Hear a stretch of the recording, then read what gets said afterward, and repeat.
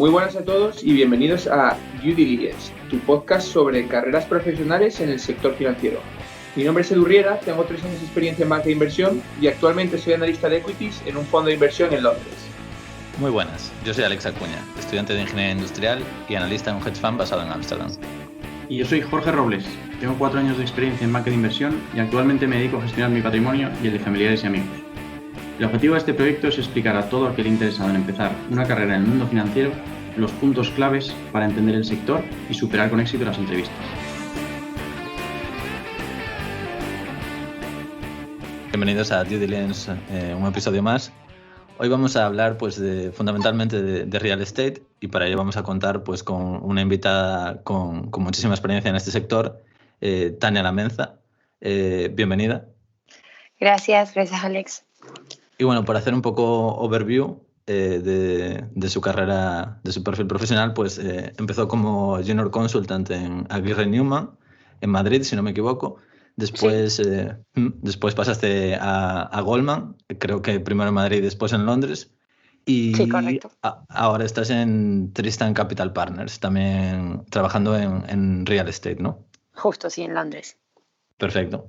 Vale, quizás lo que podríamos hacer para comenzar sería dar unas pequeñas pinceladas a tu background académico, por ejemplo, dónde estudiaste y cómo conseguiste entrar en ese sector, porque bueno, dependiendo de la situación de cada uno, muchas veces no es sencillo, ¿no? Entonces, ¿nos puedes contar un poco en este sentido? ¿Cuál es tu experiencia? Sí, yo estudié economía, hice la carrera en inglés en el campus de Getafe, en la Carlos III. Y bueno, empecé ahí la carrera porque me llamaba bastante la atención el tema del mundo de la empresa, economía, etcétera. Y la Carlos III estaba bastante bien posicionada como universidad en España, ¿no? Como universidad pública en España. Así que nada, empecé la carrera ahí y bueno, en general la verdad que la universidad me sorprendió bastante, el nivel es bastante elevado, sobre todo es una universidad muy teórica que te da muy buenas bases. Hice mis 2 primeros años basada en Madrid, en Getafe, y luego me becaron con una beca del Banco Santander para irme a Nueva York 2 años y a raíz de esa beca me daban 2 títulos, uno de la Universidad Carlos III y otro de mi universidad americana que era la State University of New York en New Paltz, que era un campus a una hora y media al norte de Manhattan. Así que nada, hice la carrera ahí, la verdad que la experiencia fue muy buena porque en España tuve esos 2 años donde aprendí mucha teoría, macroeconomía, todo muy, muy teórico y luego en Estados Unidos tuve un poco la visión más americana de comentar artículos en clase, ver un poco más la versión práctica de la economía, la realidad, que la disfruté bastante. Y en mi experiencia en Estados Unidos también conseguí hacer un paper con una de las profesoras, hicimos como un paper de research sobre el cobre en la economía chilena, el impacto del cobre en la economía chilena, que lo presentamos en una conferencia en Nueva York, etcétera, con lo cual fue como una experiencia en general muy completa y también la que me divertí mucho, o sea, fue muy, muy buena experiencia.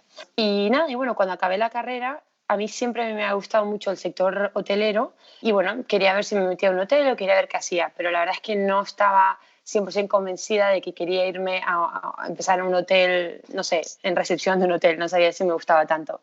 Entonces, y me llamaba bastante el mundo de la consultoría. Entonces decidí mezclar un poco los dos y apliqué a un internship en una empresa de Barcelona que se especializaba en consultoría hotelera. También antes de eso, o sea, en esa época en la que acabé la universidad y empecé a aplicar, obviamente estuve aplicando también a las típicas consultoras estratégicas como BCG, McKinsey, pero obviamente me descartaron de todas porque la verdad es que los procesos de selección eran súper duros y como que de la universidad salí en general muy poco preparada para esas entrevistas y la verdad que cuando estudias economía piensan que sabes de finanzas, etcétera, pero la verdad es que finanzas es una asignatura muy breve que das durante la carrera y en general la carrera es muy, muy teórica y no te ayuda tanto para cuando te vas a enfrentar a la fase de entrevistas, ¿no? Entonces la verdad que me costó y luego que, o sea, yo en la clase 0 me dieron como el premio nacional de fin de carrera, el premio como la nota más alta de la clase. Y cuando salí de la universidad y empecé a aplicar, me daban a veces el feedback en las empresas de que les parecía que mi currículum era como muy académico, que pues como había sacado la nota más alta de mi clase y había publicado un paper en Estados Unidos, como que no sabían si iba a encajar en el mundo de la empresa. Y la verdad que fue bastante duro porque salí como con muchas ganas aplicando a trabajos, contenta de haber tenido buenas notas, etcétera.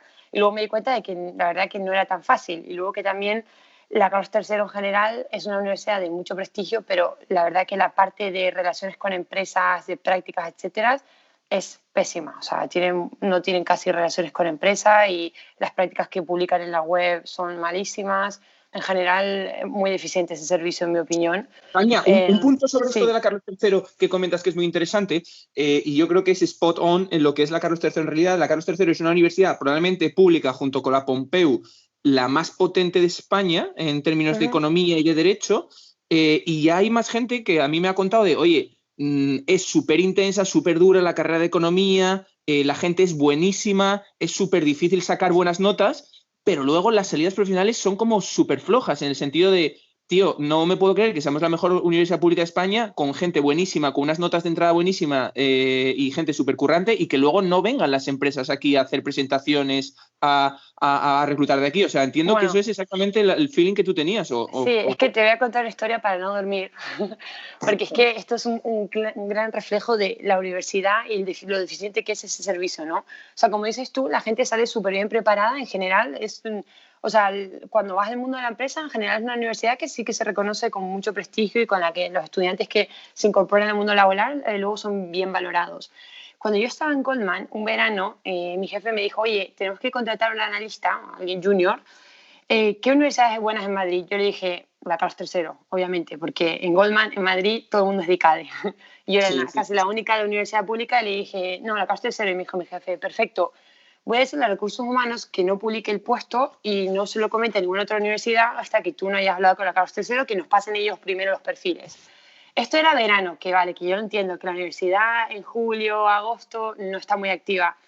Mandé un email y me contestaron diciéndole, oye, yo trabajo en Goldman Sachs, soy exalumna, somos una oficina muy pequeña, muy pocas oportunidades de contratar y como si yo estudié ahí, quiero que publiquen el puesto, o sea, no primero, pero como un poco diciendo, vamos a darle como la oportunidad de que los alumnos accedan a este puesto directamente desde la universidad, etcétera. Esa era un poco la idea que teníamos. Y la universidad no contestó como por un mes, no me contestó al correo. Cuando me contestaron me dijeron, sí, bueno, tienes que rellenar este formulario y, o sea, una cosa como decir, un escándalo de decir, o sea, literal he hecho todo lo que he podido para intentar facilitar que otros alumnos que tengan oportunidades que yo no tuve en su día porque no habían empresas como Goldman publicando puestos en la intranet de la universidad y no te contestan y cuando te contestan ni siquiera es como, oye, perdona, qué bueno que somos una empresa en la que nuestros alumnos quieren trabajar, era verano, etcétera, por favor, haz esto, tal cual. O sea, como intentando ayudarte tampoco, como rellenar este formulario, como te arrojan a la pura burocracia de la Universidad Pública Española. Es que me imagino a la señora o al señor administrativo que recibió el mail que dijo, oye, esto de Goldman Sachs, ¿qué es? Que no me suena de nada. Sí, justo. Pero eso es un poco un delito en una universidad que si me dices que es una universidad de, no sé, arte o incluso ingeniería, arquitectura, pero una universidad en la que la mayoría de la gente va a estudiar economía o administración de empresas, o sea, que son dos de las carreras potentes, digamos, obviamente también hay otras carreras, pero esas son muy potentes allí, pues la verdad es que sorprende. Y bueno, y para el momento que nos contestaron, ya obviamente habíamos tenido que publicar el puesto, nos habían llegado 1000 aplicaciones, ya es que no, o sea, nunca les contesté al final, creo, porque ya era imposible, ya estábamos haciendo segundas rondas de entrevistas, etcétera. O sea, que al final el mundo, cuando se decide contratar, se mueve muy rápido el mundo profesional. Entonces, pues eso es un poco, yo creo. Bueno, las historias para no dormir de la universidad pública, y de hecho, pues mira, pues está genial que nos hayas contado esto y que encima podemos decir que no estaba preparado ni nada, pero es una de las cosas que nosotros veíamos y que queremos un poco solucionar con el tema del podcast, ¿no? Dar aunque sea la información a la gente para que diga, oye, si estás en una universidad pública, espabilate porque no te van a venir estas oportunidades. O sea, Exacto. Yo creo que el topic hasta ahora de todos los episodios que llevamos grabados es este, porque el objetivo del podcast es precisamente pues a todas esas personas de unipública o en general a cualquiera, pero especialmente, ¿no? Pues que escuchen esto y que digan, vale, ¿qué tengo que hacer pues para moverme aquí? Porque al final cuando estudias en ICADE vienes de familias que en general tienen contacto con el mundo empresarial, etcétera, y aunque no sé, incluso aunque la universidad no tuviera tanto contacto con el mundo empresarial, ya porque tu padre trabaje mucho en el mundo de la empresa, tenga relaciones, etcétera, te puede ayudar mucho, no a lo mejor a conseguirte un trabajo, pero sí como a ir más preparado, no sé, en general te facilita las cosas. En la universidad pública muchas veces viene gente que no tiene realmente contacto, por ejemplo, mis padres estudian informática, no tienen ni idea de cómo funciona un banco, de nadie en el mundo de la empresa, en plan, Deloitte, las Big Four, etcétera, cero contactos. Y la verdad que a través de la universidad pues tampoco consigues mucho, entonces te lo tienes que buscar todo tú un poco solito.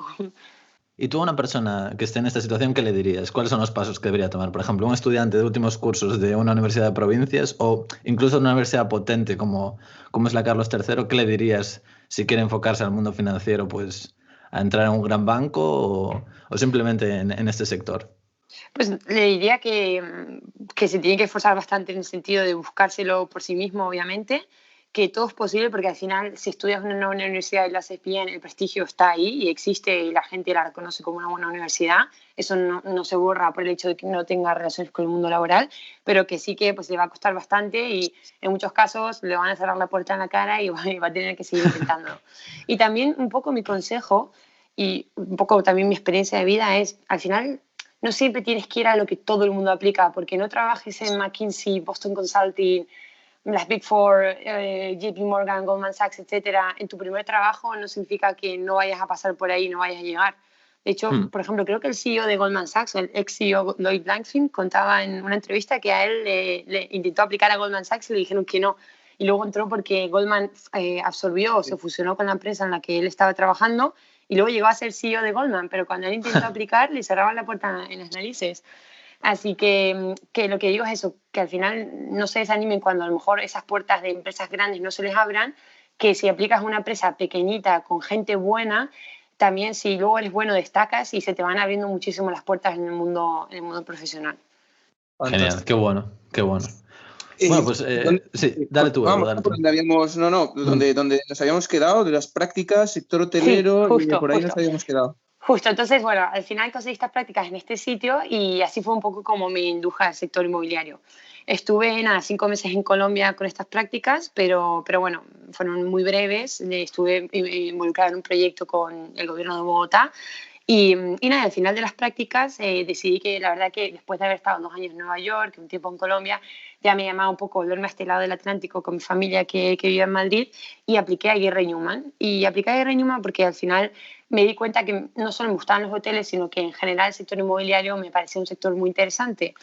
Y bueno, para los que estén en la universidad y no lo conozcan, yo creo que el sector inmobiliario en general es una muy buena combinación entre algo que es tangible y puedes ver, como es un edificio y todas las inversiones que hagas en el edificio y toda la gestión que lo puedas hacer, con el mundo financiero, ¿no? Tienes también tus modelos en Excel, tus proyecciones, le pones deuda, haces como todo lo que haces también en compra de empresas, pues lo haces también en compra de edificios. Y creo que es bastante más tangible y sobre todo que al final tienes como mucho control sobre lo que compras y la ejecución del plan de negocio, tienes como mucho control directo y ves mucho el impacto. Entonces, bueno, me llamó mucho la atención y apliqué a Gray Newman y me cogieron y empecé en el equipo de inversiones, donde principalmente lo que hacía era un poco como un broker, ¿no? Hablábamos con los inversores tanto locales como internacionales que intentaban comprar edificios y nosotros teníamos mandato de ventas para vender edificios y pues eso, interactuábamos entre el vendedor y el comprador, ¿no? Intermediábamos.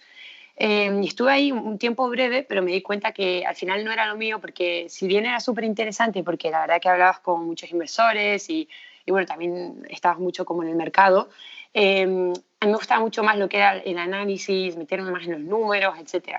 Entonces, hablando con un compañero de Aguirre Newman, él estaba en otra división que era la de consultoría estratégica y él justo se iba de la empresa y me recomendó a mí para que me cambiara a esa división y me acabé cambiando. Y en consultoría estratégica lo que hacíamos principalmente era asesorar a fondos como, por ejemplo, Blackstone o Colony Capital, D-Shaw. También trabajamos con empresas como General Electric, etcétera, en compra o ventas de carteras o activos inmobiliarios y también a veces hacíamos como análisis estratégicos como pues tengo esta cartera de logístico, ¿qué podría hacer con esta cartera? ¿Me conviene venderla? ¿Me conviene quedarme de gestionarla? Etcétera. Así que era bastante variado, la verdad. Veíamos todo tipo de productos, oficinas, centros comerciales, residencial, logístico y también empecé a ver también ahí algunos proyectos de deuda, de non-performing loans, que luego en Goldman vería más en detalle. Y nada, y ahí estuve durante un año y bueno, como dije, muy interesante, muchos proyectos y la verdad que estaba muy contenta. Yo creo que, por ejemplo, Aguirre Newman es un buen ejemplo a lo que me refería antes, ¿no? Es una empresa que son la verdad que súper buenos. O sea, tú puedes pensar como, wow, una empresa internacional va a ser siempre mucho mejor que una empresa local, etcétera, pero luego cuando trabajas en las dos, miras atrás y te das cuenta de que la diferencia realmente la hace mucho la gente, y cuando contratan gente buena vas a aprender también muchísimo y va a valer muchísimo la pena. Yo la verdad que aprendí un montón, y es una empresa que, por ejemplo, también tenía un máster interno en el que te daban la oportunidad de hacerlo, que lo daban los directivos de la empresa. En general, no sé, era una empresa muy buena y que me aportó mucho. Y nada, y bueno, cuando seguía trabajando allí, estaba muy contenta, quería seguir quedándome en iRhythm por lo menos unos años más, pero me contactó Goldman por LinkedIn. Por cierto, otro tip, LinkedIn muy importante, hay que tenerlo siempre actualizado. No, al final no es solo una red social, a mí me ha ayudado mucho en conseguir trabajo y estar en contacto en el mundo profesional, así que yo creo que es clave.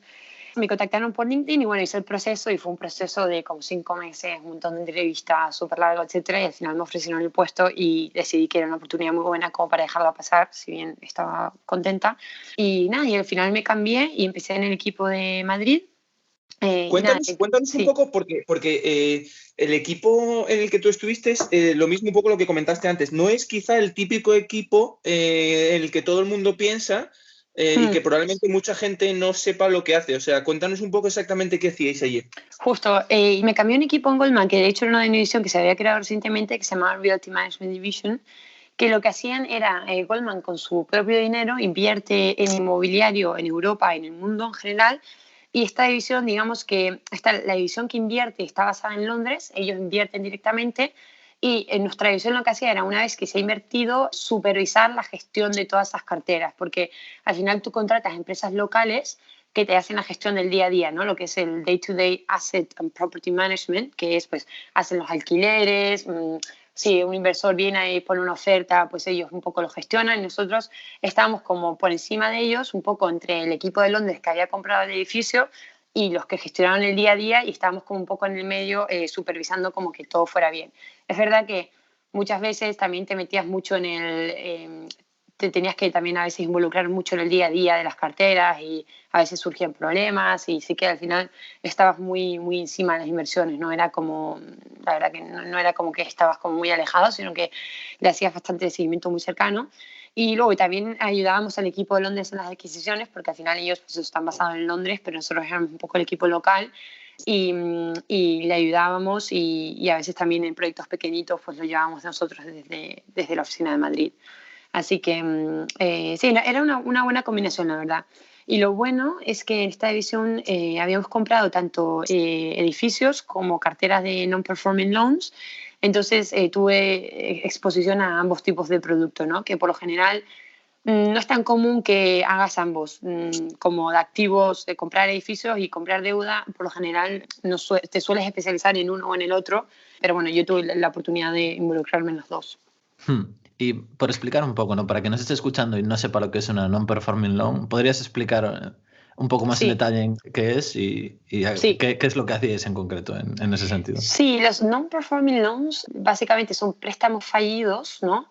Donde, por ejemplo, un banco le prestó mucho dinero a un promotor para construir un edificio, ¿no? Y el promotor, pues cuando cayó todo, cayó la demanda, no vendieron nada, o sea, no llegan los porcentajes de preventa, etcétera, y luego todo se empieza a crear también como un efecto un poco, me imagino, piramidal, de si tienes como muchos proyectos en construcción, pues todo está ahí a la vez. Y en general estos fueron momentos en los que esa deuda ellos nunca pudieron repagarla, y se quedó. Muchas veces el edificio se completó pero no se llegó a vender, o se vendieron solo unas unidades y luego después la empresa quebró, o incluso edificios que en mitad de la construcción se pararon y se quedaron en mitad de construidos, y obviamente el préstamo nunca se pagó, ¿no? Entonces el banco tiene esa deuda en sus balances, que son préstamos fallidos, que pues la verdad que son una carga para el balance del banco. Entonces lo que hacen también por directivas de la Unión Europea, etcétera, es, como tampoco su negocio es gestionar esos préstamos, yo creo que es un negocio diferente, lo que hacen es poner carteras en el mercado donde venden toda esa deuda fallida a fondos de inversión que están acostumbrados o a bancos que saben hacer el negocio y saben cómo ejecutarlo, etcétera, y la venden a un descuento, con lo cual esas personas que compran, pues compran más barato y pueden hacer un beneficio cuando consigan, digamos, hacer, no sé muy bien cómo explicarlo, cuando consigan hacer como el workout de los préstamos. Y lo que eso significa es, cuando tú compras un préstamo fallido, ¿no? Tú tienes varias opciones, ¿no? Una opción es ir a la subasta y esperar a que llegue la subasta y quedarte tú con el edificio, ¿no? Que es un poco el proceso normal. Lo que pasa es que lleva mucho tiempo porque tienes que ir hasta o sea, hacer todos los legal filings, etcétera, todos los lawsuits, hasta que llega el momento de la subasta, que se tarda muchos años. O si no, la otra alternativa es negociar con el deudor como, oye, pues yo te pago X y tú me entregas el activo, ¿no? Que es una dación en pago. Entonces, cuando tú consigues ya hacerte con el edificio a través de una subasta o de una friendly negotiation, tú ahí ya pues dices, oye, pues ya tengo el edificio, lo que voy a hacer es poner algo de CAPEX, o sea, invertir algo de dinero en el activo, ¿no? Imagínate, si era un edificio que estaba medio construir, pues voy a invertir un poco para terminar el edificio y poder realmente vender esas viviendas, porque obviamente así no lo voy a poder vender. Y ahí es cuando hacías un poco tu profit, ¿no?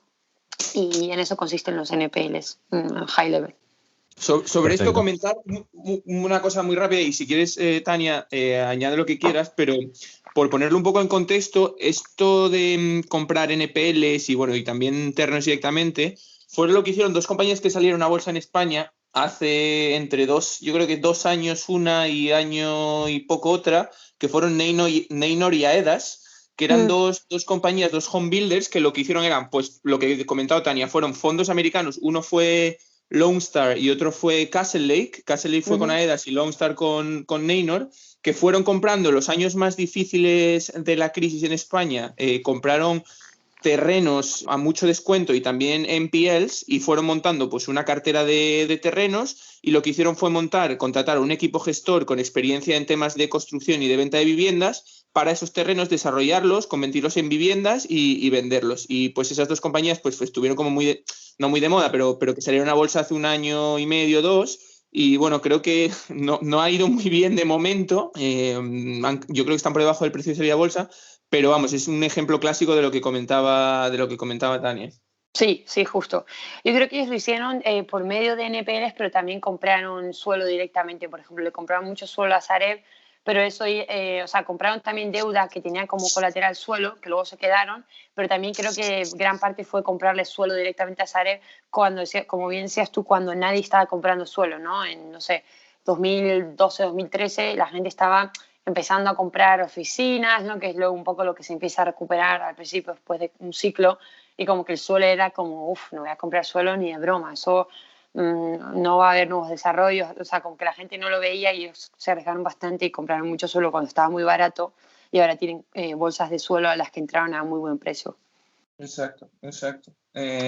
Justo. Sí. Y luego, después de estar en ese equipo, en el Realty de Goldman, estuviste un tiempo en M&A, ¿no? En el clásico equipo de Investment Banking enfocado en temas de real estate. Cuéntanos un poco por qué el cambio y cómo era un poco el día a día en el equipo y sobre todo qué diferencias, porque ya en otros episodios hemos tenido a gente que ha hecho M&A, pero por lo tanto sería interesante ver, oye, ¿en qué se diferencia hacer M&A en real estate comparado con cualquier otro equipo de M&A? Sí, pues entonces en esta división en Madrid estuve 2 años y medio y bueno, fue muy interesante porque al final un poco cuando estás gestionando es cuando al final ves, ¿no? Todos los planes de negocio, las inversiones que se hicieron, un poco si eso realmente se hace realidad o no, con lo cual yo creo que es una experiencia muy interesante también la gestión.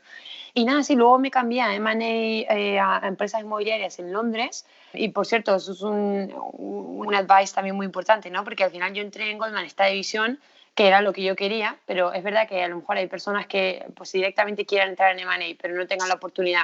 Pues al final en un banco muy grande o empresas muy grandes en general, cuando estás dentro, si eres bueno, se te abren todas las puertas. O sea que si a lo mejor ellos dicen, oye, pues me quiero meter aquí, pero justo no había puesto de esto y me metieron en otro equipo, yo no cerraría las puertas porque al final en esas empresas, bueno, igual que por ejemplo en Aguirre Newman, ¿no? Que yo también me cambié de equipo, te abren las puertas muy rápido y también obviamente depende mucho de tu capacidad de, además de hacer como un buen performance, ¿no? De trabajar bien, también un poco tu capacidad de networking, de hablar con gente, de, oye, pues si yo no hubiera hablado con este compañero en Aguirre Ñuma, pues a lo mejor nunca me hubiera cambiado esa división y luego nunca hubiera ido a Goldman, etcétera. Con lo cual yo creo que es muy importante no cerrar puertas, porque una vez que entras en la empresa que querías, yo creo que si eres bueno luego se te abren muchas oportunidades, y luego también es muy importante, yo creo, el networking y siempre estar como dedicarle el tiempo que puedas a tener relaciones con las personas, porque al final eso siempre te va a ayudar mucho y nunca sabes cuándo va a ser una diferencia en tu vida profesional. Y nada, en lo de Londres, bueno, yo llevaba un tiempo pensando en que me quería ir a Londres y bueno, con todo el Brexit, etcétera, no quería dejar pasar el momento porque pues no sabía qué iba a pasar, la verdad, como nadie sabe todavía.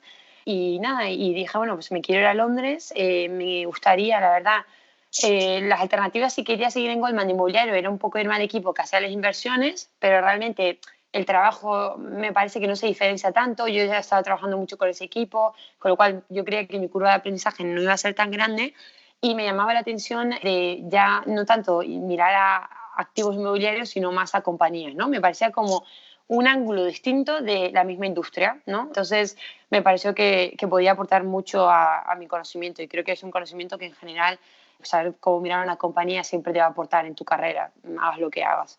Entonces, nada, pues eso fue, hablé con una compañera de Goldman y me dijo, oye, ¿por qué no aplicas? Deberías escribirle a esta persona, etcétera. Entonces, digamos como que lo hice un poco a mi manera y me arriesgué un poco. Y nada, y al final me dieron el cambio un par de meses después y me acabé moviendo a Londres. Y nada, en el equipo de M&A, pues lo que haces es, yo estaba en el equipo de lo que se llama Classic M&A, que pues es lo que todo el mundo... Es que en Investment Banking, la división de Investment Banking Division, hay muchos trabajos dentro de esa división, ¿no? En lo que es la banca de inversión. Y dentro de la banca de inversión, uno de ellos es lo que se llama Classic M&A, que es fusiones y adquisiciones, pero no solo fusiones y adquisiciones, sino que también haces emisiones de bonos, haces en realidad todos los productos que una empresa pueda querer, pero tú llevas bastante la relación con el cliente y lo estás mirando más como desde un punto de vista de entender la industria, ¿no? Por ejemplo, en una salida a bolsa estaría el equipo de Classic M&A que entiende el negocio y habla con el cliente, etcétera, y luego está el equipo que se dedica solo a hacer las salidas a bolsa y que pues, se encarga más de esa parte, ¿no? Pero el equipo de M&A siempre es un poco el que intenta entender más el negocio y estratégicamente, etcétera. Entonces, un trabajo, la verdad, que muy interesante. Y en el tiempo que estuve ahí, pues eso, vi varios países, cubrí varios proyectos, etcétera. La verdad que como no he trabajado en M&A de empresas tecnológicas o de farmacéuticas, tampoco sé muy bien la diferencia, pero por lo que hablé con mis compañeros, etcétera, al final todas las empresas se miran de una misma forma. O sea, que al final cuando mirabas una presentación, un case study de otras transacciones de otros sectores, siempre miras métricas muy parecidas en términos de múltiplos, ratios de endeudamiento, etcétera. Al final, el sector inmobiliario tienes como unas métricas muy específicas, como el Premium Discount to NAV, que en otras industrias no se miran tanto, pero al final la forma de mirar a los negocios se parece mucho, en general, alrededor de los sectores. Luego está que te guste más un sector que otro, pero en general el approach es bastante similar. Genial. Y bueno, entonces pasaste unos meses en el equipo de Londres y luego te fuiste a tu puesto actual, ¿no? A Tristan. Cuéntanos un poco qué es Tristan, qué hacéis y sobre todo cuál es tu rol ahí y también por qué decidiste cambiar.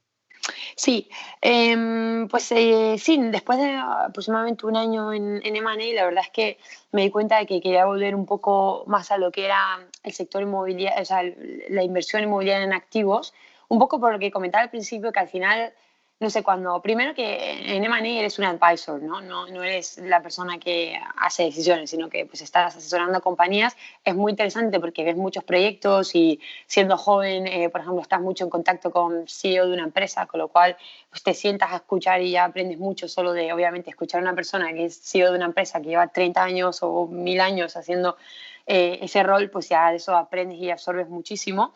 Pero, o sea, personalmente a mí me llamaba más la atención las cosas en las que yo directamente podía tener un impacto, ¿no? Entonces, por eso yo creo que al final, pues cuando eres un asesor, no tienes tanto impacto. Y luego también cuando estás hablando de compañías en general, como que tampoco es tan fácil hacer una diferencia, ¿no? En cambio, cuando estás haciendo una inversión de un activo, pues tú defines el plan de negocio, luego por lo general sí haces el seguimiento de todo el plan de negocio, lo rectificas si algo salió mal. Entonces eso me parece como que, no sé, más rewarding y que tiene más responsabilidad y en general, no sé, encaja a lo mejor con mi personalidad y con lo que a mí me gusta más. Entonces eso, después de ese año me di cuenta de que sí, o sea, había aprendido bastante, pero la verdad es que en lo que quería enfocar mi carrera era en inversiones inmobiliarias, no en M&A. Entonces, la verdad que seguir ahí, pues sí, podría haber seguido más tiempo, porque la verdad que un año es muy poco, pero al final tampoco tenía mucho sentido si ya sabía lo que quería hacer, ¿no? A veces te toca probar algo para darte cuenta de que no era lo que querías y así saber exactamente qué es lo que te quieres enfocar. Un poco de trial and error. Y nada, entonces eso, ya con esa idea en mente empecé a aplicar en Londres y la verdad que ya me quería cambiar a un sitio donde me viera un poco más a largo plazo, que no sé, que también encajara con, no sé, con la filosofía de la empresa, con la forma de trabajar, etcétera. Y bueno, entre las empresas que apliqué estaba Tristan y la verdad que al principio no la conocía, pero luego pues empecé a encontrar más feedback, etcétera. Y bueno, son un fondo de inversión inmobiliaria, es una gestora de fondos inmobiliarios que invierten paneuropeos, o sea, invierten en todos los países de Europa, bueno, no en todos, pero en muchos países de Europa, y invierten en distintas clases de activos inmobiliarios, también oficinas, residencial, shopping centers, etcétera. No están especializados en un tipo de producto. Y bueno, y también acaban de levantar, o sea, habían ya levantado varios fondos con muy buen track record y estaban también cerrando ya el último fondo, que es el que hemos cerrado ya hace muy poquito, un par de semanas, que era de 1,7 billones, con lo cual yo sabía que iba a estar haciendo cosas ahí porque hay capital para invertir, ¿no? Así que nada, cuando al final pasé el proceso, me hicieron una oferta, pues me pareció como la opción adecuada y me cambié y llevo ahí desde noviembre. Genial. ¿Y cómo es un poco la cultura de un fondo, sobre todo en contraste con la de un banco, en cuanto a ritmo de vida, en cuanto a la relación con los seniors y sobre todo la relación con, pues entiendo que ahora vosotros tendréis advisors o bueno, no sé si lo hacéis más directamente todos vosotros. Cuéntanos un poco en términos de cultura. Sí, es que yo creo que a lo mejor pues eso, en empresas grandes, por ejemplo, la relación con los seniors, al final están acostumbrados a que haya mucha rotación, ¿no? O sea, la gente va ahí por muy poco tiempo y se va, entonces al final creo que no se invierte tanto en las relaciones personales, etcétera, con lo cual es más complicado, o sea, verte ahí a largo plazo, ¿no? Porque hay mucha rotación, no conectas tanto con tus seniors, es un ambiente general más jerárquico. Y luego también la cultura pues es un poco más Shark Tank, o sea, es más una piscina de tiburones, o sea, hay mucha competitividad, todo el mundo quiere destacar y en mi opinión hay mucha política y a mí, por ejemplo, eso no me gusta. Creo que en empresas grandes en general, para hacerte destacar, pues hay mucha gente que va por la ruta de hacer política, hacer mucha política, intentar, no sé, destacar, etcétera. Y a mí eso mentalmente también me agotaba mucho porque, o sea, a mí lo que me gusta es ir a hacer un trabajo, hacerlo bien y ya está, no pasar tiempo haciendo políticas y cosas estratégicas así, no pegan con mi personalidad. Entonces yo creo que, bueno, comparado con un fondo, es verdad que también luego depende, hay fondos que tienen la misma cultura, o sea que depende mucho. Yo, por ejemplo, elegí este fondo porque sabía que la cultura era muy diferente, que es un fondo como una estructura muy flat. Es verdad que es un fondo que no es muy pequeño porque somos como 120 entre 100 y 120 personas, la mayoría en Londres y como 30 personas en Luxemburgo, con lo cual tampoco es tan pequeño, hay fondos más pequeños, pero bueno, lo elegí también porque había un poco esa cultura de muy pocas jerarquías, de los seniors son muy abiertos, se sientan al lado tuyo, pues siempre puedes ir a hablar con ellos, en general hay muy poca burocracia, los investment committee, etcétera, son muy rápidos, muy flexibles. No sé, es una cultura más como entrepreneurial que a lo mejor una empresa muy grande y muy jerárquica, etcétera. Así que bueno, y también en general las horas de trabajo pues son menos, porque al final no, tú eres el cliente final, trabajas mucho con advisors y obviamente tienes picos cuando estás trabajando en proyectos en lo que son live deals y estás ya haciendo executions, o sea, como que ya estás metido en el proyecto y va a salir y tienes exclusividad o lo que sea, pues ya tienes que escribir muchos investment committees que pues, te lleva mucho tiempo en Excel, en los modelos, etcétera, con lo cual ahí trabajas horas largas, pero es cíclico y por lo general, o sea, se suele como compensar, digamos. Entonces es como un ritmo al que puedes sobrevivir y aguantar a largo plazo. Y hacer una vida, ¿no? Exacto, sí, justo. Y por mi parte, se me ocurre otra más sobre el tema, y esto es un poco to be discussed, ¿no? Una de las cosas que más se le pone como punto negativo a hacer real estate dentro del mundo financiero, y es que al final, como es un animal totalmente diferente a otro tipo de compañías, que hacer real estate como que te encasilla un poco para tu carrera. No sé cuál es tu visión sobre eso. Primero, si crees que de verdad quizá decidir real estate te hace un poco siempre estar orientado a esa rama profesional, y bueno, ¿cuál es tu opinión sobre esto? Porque es una de las críticas que se hace pues, a real estate, que se hace quizá también un poco a los equipos de FIC, ¿no? No sé cuál es tu opinión de esto. No, sí, es verdad. En el fondo sí que te suelen encasillar un poco. Es verdad que, por ejemplo, pues si haces real estate desde M&A, yo creo que es muy fácil para ti como build a case o make a case de que el análisis es muy similar y con lo cual te puedes cambiar a otros equipos si quieres, o tienes ya la visión un poco de cómo invertir en compañías independientemente del sector. Pero sí que es verdad que pues a medida que te metes más en inversiones, etcétera, sí que es verdad que es un sector un poco un nicho. También, dicho eso, es que en general yo creo que en el mundo profesional es una pena, pero te suelen encasillar mucho por todo, ¿no? Como, no, si hiciste inmobiliario ya no puedes hacer esto, si hiciste gestión no puedes hacer inversión, si hiciste... O sea, que en general, o sea, es algo, yo creo, del mundo profesional que a una persona a lo mejor con 23 años ya como que te encasillan un poco en las entrevistas o en los procesos, etcétera, en función de un poco esos 3 años de experiencia o 2 años de experiencia después de la uni, que en mi punto de vista es un poco un error del mundo empresarial. Pero yo creo que si, no sé, si eres bueno, aprendes, se te da bien, etcétera, y eres espabilado, como que si has hecho inmobiliario, yo creo que muchos de los skills que aprendes luego te van a servir para mirar a mucho tipo de sectores. Entonces, creo que en ese sentido sí que, o sea, es verdad que te puede costar un poquito hacer el cambio porque sí que te pueden decir, oh, pero es real estate, etcétera, pero si realmente eres espabilado, puedes saber muy bien cómo vender eso para que te sirva para entrar a otros sectores si a lo mejor el sector inmobiliario no te terminó de convencer. Uh-huh. Y Tania, enlazando un poco con esto, ¿no? De dar el salto de real estate a otro sector o a otro nicho, ¿tú te ves haciendo algo distinto, no sé, dentro de 5 años o dentro de un tiempo? ¿Te gustaría probar otra cosa o te ves en real estate para siempre? No, a mí me gusta el real estate, la verdad. O sea, creo que sí que me quedo en esta industria. O sea, en general es una industria que me llamó la atención desde el principio, un poco por eso hice ese internship que comentaba antes. Y no sé, al final siempre estoy aprendiendo cosas nuevas. Al final, no sé, por ejemplo, trabajas en un deal y luego también puedes tener algunas partes más que son como de más corporate finance, porque hay veces que no solo compras los edificios directamente, sino que compras compañías que tienen esos edificios, y hay veces que pues tienen un ángulo diferente, ¿no? Los proyectos, puedes tener proyectos en los que pues no compras los edificios directamente, compras la compañía y no tienes a lo mejor la mayoría de la compañía, entonces tienes que ver cómo comprar a los otros accionistas, etcétera. Con lo cual es un sector que en general es muy amplio y es tan amplio como cualquier otro sector, yo creo. Entonces, y a mí me gusta lo que comentaba antes de que lo veo un sector muy tangible y eso me gusta. O sea, me gusta como ver las cosas en perspectiva, en práctica y en tangibles en general. Entonces yo creo que sí que me quedan en este sector. Qué bueno. ¿Y alguna recomendación para quien quiera pues profundizar en real estate, ¿no? Porque incluso en empresas cotizadas pues hay muchísimas oportunidades, pues REITs, en España Socimis, es un sector que puede ser muy atractivo, pues dependiendo del punto en el ciclo quizás. Sí. ¿Le recomendarías algo a esas personas para introducirse en el análisis de real estate?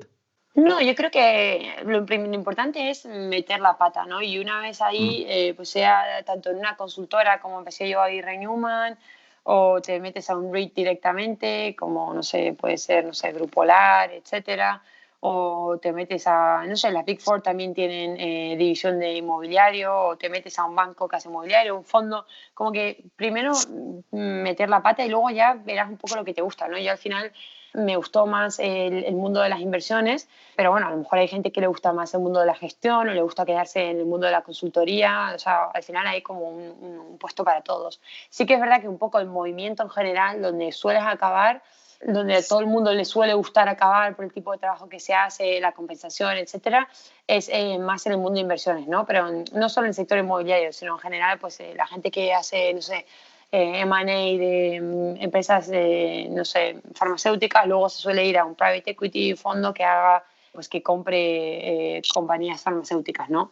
Por lo general eso suele ser un poco la transición normal, con lo cual si empiezas ya en las empresas que hacen las inversiones y consigues irte directamente a un fondo o un private equity y tal, pues mejor, porque probablemente te guste acabar ahí, pero no en todos los casos, ¿no? O sea, que también por eso digo que lo importante yo creo que es meter la pata y luego también experimentar y ver qué es lo que le gusta a uno y dónde quiere acabar, ¿no? Que no todo el mundo siempre quiere seguir el mismo camino.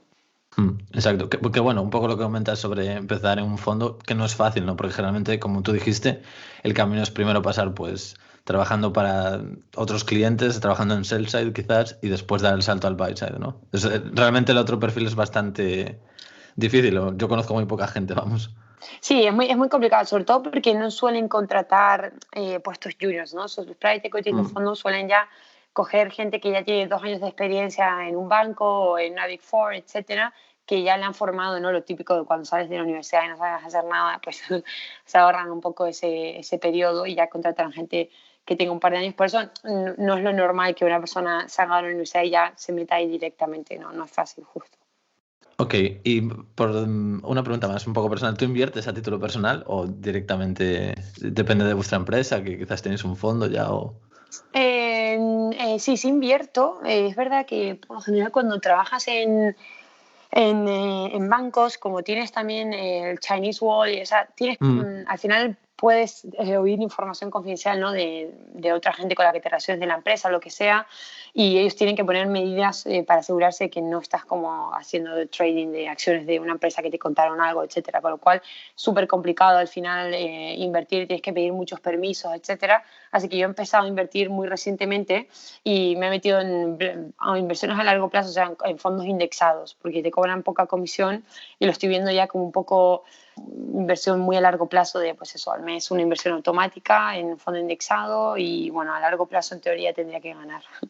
Pero también he estado mirando, obviamente, inversiones inmobiliarias. La verdad que fui como muy ambiciosa y dejé pasar una oportunidad muy buena hace como 2 años y desde ahí la verdad que los precios han subido bastante, con lo cual ya no es el momento, un poco perdí la ocasión, pero obviamente que en cuanto pueda pues invertiré porque me dedico a eso, entonces sería un poco una vergüenza no hacerlo. Pero es verdad que cuando ¿perdón? No, dale. No, que digo que es verdad que cuando inviertes y tal, luego también como que te enseñan muy bien a ver los riesgos, ¿no? Y estás como siempre muy pendiente y no sé, como que lo quieres tener todo atado, que a lo mejor un particular lo hace un poco más de intuición de, oye, pues los precios han bajado, ya está, no me lo pienso tanto, compro. Y por lo general, eso a lo mejor esos impulsos con gente que más o menos sabe un poco del sector, etcétera, suelen ir muy bien, pero no sé, en mi caso yo, por ejemplo, soy un poco risk averse y lo analicé demasiado y perdí la oportunidad, ¿no? Pero bueno, esa es una lección aprendida para la siguiente vez. No, yo sobre esto, justo que lo comentas, la última ya, por mi lado, el tema de la inversión inmobiliaria, sobre todo en España. Yo algo que escucho mucho, o bastante por aquí por Londres, es, oye, la inversión en inmobiliario en España es como una apuesta a macro país y lo meten todo como en el mismo saco. Y yo lo que veo, y ahora nos dices qué opinas, es que el mercado real estate de España no es un mercado, hay 2 mercados, que es Madrid-Barcelona y el resto de España. Y es una diferencia, yo creo, brutal por demografía, por actividad económica en cada uno de los sitios. Y oye, invertir en Madrid y Barcelona, fine, probablemente las cosas sigan yendo más o menos bien, pero en el resto de España, en muchísimos sitios, por ejemplo, yo que soy de Asturias, no tiene absolutamente ningún futuro en términos de subidas de precios ni nada, porque no hay ni movimientos demográficos favorables, ni hay actividad económica para aumentar el poder adquisitivo y que suba los precios. O sea, y yo creo que no hay mucha gente que invierte sin conocer muy bien España que no se da cuenta de estas cosas.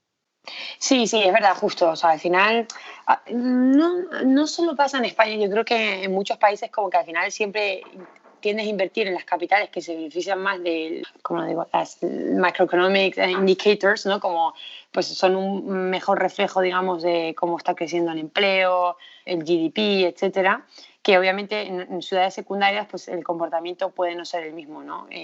Yo creo que pasa en varios países, no solo en España, Nosotros, por ejemplo, con el fondo solemos invertir pues eso, en grandes capitales, y en España, sobre todo Madrid y Barcelona, pues principalmente por estos motivos y luego también porque, bueno, también siempre intentas buscar un poco de volumen, ¿no? Y ciudades como Madrid y Barcelona puedes encontrar proyectos, edificios grandes de un mínimo size de, no sé, mínimo 40, 50 millones de euros, pero si te vas, por ejemplo, a Valencia, Asturias o tal, pues es muy complicado encontrar proyectos de ese tamaño, ¿no? También es un poco por eso. Sí que es verdad que sí, al final estas ciudades secundarias tienen indicadores económicos más débiles, pero también es verdad que, digamos que los precios bajaron mucho. O sea, si tú ves cómo, por ejemplo, se ha comportado el precio de la vivienda, tú puedes ver que, por ejemplo, en Madrid y Barcelona bajó, no sé, hasta un 40% la crisis, y ya en los últimos años, desde que empezó un poco la recuperación económica, se ha ido recuperando bastante y todavía está lejos del pico, que tampoco se sabe si se volverá a llegar, pero ya ha recuperado bastante, ¿no? Pero luego ves estas ciudades que hay sitios donde a lo mejor los precios siguen bajando o no han crecido casi, o todavía siguen a un descuento importante del pico, ¿no? Con lo cual sí que hay un cierto caso para decir, oye, pues no sé, si yo tengo familia en Valencia y me conozco muy bien el centro de Valencia, al final el inmobiliario es un poco lo que suele decir es location, location, location, ¿no? Si tú conoces muy bien un mercado pequeño, Valladolid, Valencia, Canarias, y sabes detectar una buena ubicación, al final, si también miras un poco a cómo se ha comportado el mercado, pues queda todavía por recuperar. Y en general esas provincias como que van siempre con un determinado lag. Es verdad que no hay unas previsiones, como dices tú, ¿no? de incremento del purchasing power, etcétera, pero sí que es verdad que tampoco es sostenible que las viviendas se queden a un descuento del 40% del precio que tenían antes de la crisis, ¿no? No se sabe dónde se van a estabilizar, pero siempre hay como un balance, con lo cual ahí sí siempre puede haber algo de recorrido. No sé si tiene sentido o no. Bien, bien. Es una opinión experta, sin duda. O sea que, bueno, yo no sé. Me parece que al final no sé cómo de referencia es el precio pre-2008, en el sentido de, oye, lo tenemos un poco como precio ahí ancla de dónde estuvo una vez. Sí, justo. No hay que pensar que vas a llegar a los mismos niveles, justo. Pero sí que te sirve un poco de, oye, pues esto está barato o caro o más o menos lo puedes saber. Y, por ejemplo, Madrid y Barcelona, sí, obviamente se benefician más de crecimiento de empleo, de economía, etcétera, pero al final también, claro, como todo el mundo invierte ahí, hay mucha presión de inversión, con lo cual las rentabilidades son más bajas, ¿no? Y pues mucha gente compra anticipando que va a haber crecimiento, con lo cual es complicado hacer como buenas rentabilidades y tener mucho recorrido en esos mercados, porque precisamente pues también hay mucho capital entrando ahí, ¿no? En cambio, pues sí, a lo mejor vas más a nichos, a ubicaciones buenas en ciudades secundarias, donde pues más o menos hay un buen economic trend, si bien no tan fuerte como Madrid y Barcelona, pero si compras el precio adecuado, pues también puedes tener eso, mucha menos competencia y conseguir mejores retornos. Genial. Obviamente hay más riesgo, claro. Alex. Yo seguiría preguntando de real estate muchísimo, pero yo creo que ya llevamos mucho tiempo hablando. No, yo creo que vamos cerrando, ¿no? Muchísimas gracias, Tania, por compartir todo tu conocimiento con nosotros. Has dado un montón de claves que a cualquier persona que esté interesada en este sector, yo creo que debería coger papel y lápiz y tomar notas de este podcast, de todo lo que has dicho. Y nada, muchísimas gracias por tu tiempo, que al final es lo más valioso, y que vaya todo bien en todos los proyectos que tengas por delante.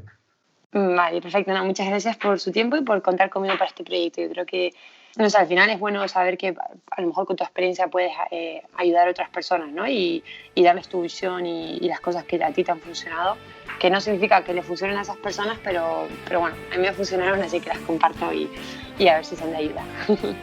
Gracias. Perfecto, muchas gracias. Chao.